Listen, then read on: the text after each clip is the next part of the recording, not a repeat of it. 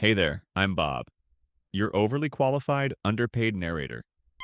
Today, I'll be spoon feeding you some life altering wisdom that promises to boost your productivity by at least 10 times.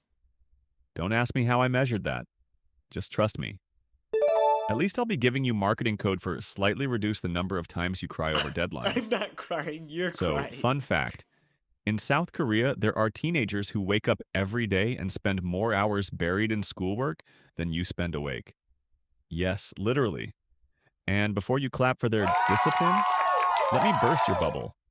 Most of them are secretly plotting to ditch school and join an esports team. Oh, and let's not even talk about showers. Some of them treat deodorant like a mythical creature. Their ultimate productivity hack? Drinking an entire iced Americano before every subject. Forget planners and apps. Just pump cold coffee into your veins and pray. So, what's their big secret? How are they always so productive?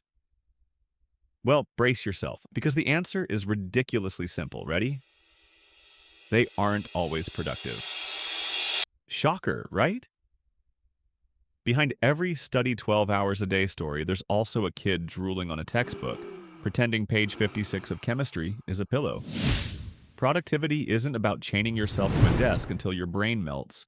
It's about knowing when to focus and when to stop pretending that binging Netflix until 3 a.m. and calling it research on human behavior actually counts as research.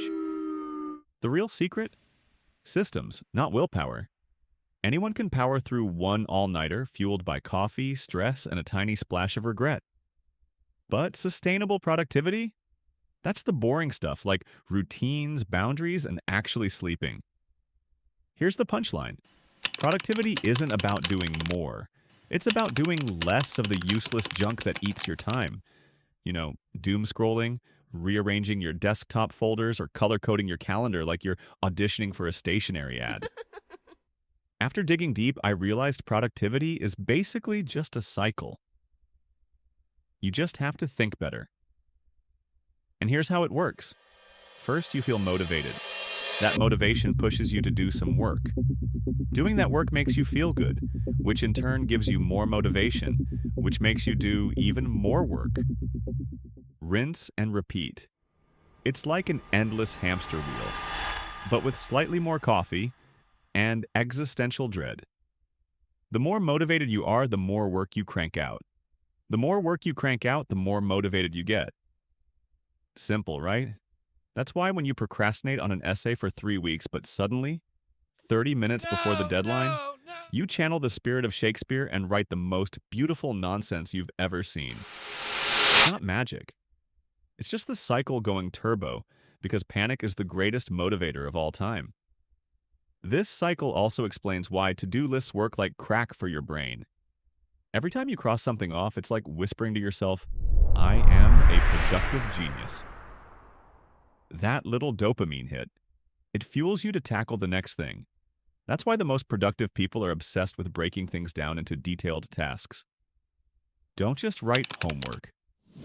Nah, write math problems 1 through 10, history essay intro, introduction to chemistry. Each little check mark equals instant motivation boost. So if you want to grease the wheels of this productivity cycle, make your to-do list detailed. Like absurdly detailed. Overdo it, then overdo it some more. Okay, perfect. Now here's the catch. Sometimes you wake up with zero motivation. Nada, zilch. But that doesn't mean the cycle can't start. Instead of waiting around for inspiration like some tortured poet, just start with work. Any work, even 1 minute of it. Because once you finish that tiny bit, chances are you'll keep going. And before you know it, the cycle is running full speed. That's the big secret. Don't wait for motivation. Start working, and motivation will show up like an uninvited guest who somehow brings snacks. Students at Oxford? Same deal. They study 40 plus hours a week, and when they wake up tired, they're not lying in bed saying, today I shall conquer all of academia. Number. They just think, I'll do a little bit. And somehow by the end of the day, they've written essays, solved problems, and accidentally colonized 78 countries. That's living smarter. Of course, the cycle isn't perfect. It slows down when you're tired, confused, bored, anxious, or distracted. But the good news? Every one of these can be hacked. Tired, go take a walk, preferably outside. Fresh air, moving your body, letting your mind wander, and it's like pressing reset on your productivity. Confused or bored? Switch locations. Seriously. Face a different wall, sit at a cafe, or work from the most random spot in your house. People might look at you funny, but hey, at least you're getting stuff done. Anxious? Ask yourself a few questions. Why am I anxious? Is this even reasonable? Will this matter in the long run? What can I actually control right now? Spoiler. The answer is almost always just study. And no, scribbling over your test grade with a Sharpie doesn't count as a fix. Distractions? Yeah, those are productivity's worst enemy. The cure? Hide your phone.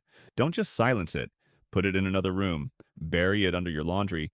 Lock it in a safe if you have to. Out of sight, out of mind. And honestly, no one's calling you anyway. So there you have it.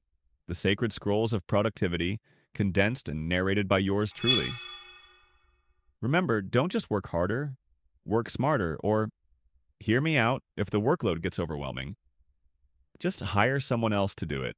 That's peak productivity. You're not just a viewer, you're part of the mission. Subscribe and join in. Thank you.